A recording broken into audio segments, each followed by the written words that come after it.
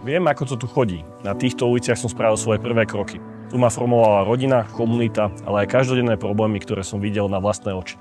Rozbité cesty, zanedbané ihriska, chátrajúce priestory. Už vtedy som cítil, že ak chcem niečo zmeniť, nesmiem ostať stáť. Dobrý pán sused, už idete? Idem. Ako starosta KEP som sa problémom a ťažkým témam nikdy neotáčal chrbtom. Práve naopak, šiel som im naproti. Začali sme rekonštruovať, budovať a obyvateľia tu našli spokojné miesto pre svoj život. Tak čo, Laci? Už ideš? Už idem. Naše spoločné kroky zanechali pozitívne stopy, ktoré sú tu dodnes. Mestská časť sa rozvíja a posúva sa ďalej. No ja viem, že to ešte stále nie je cieľ mojej cesty. Košice sa potrebujú pohnúť vpred. Nie krátkym šprintom pred voľbami, ale maratónom poctivej práce počas celého obdobia. Pán starosta, dúfam, že pôjdete kandidovať na toho primátora. Áno, práve idem. Aby sme spoločne budovali mesto s víziou, kde každý krok bude znamenať pokrok.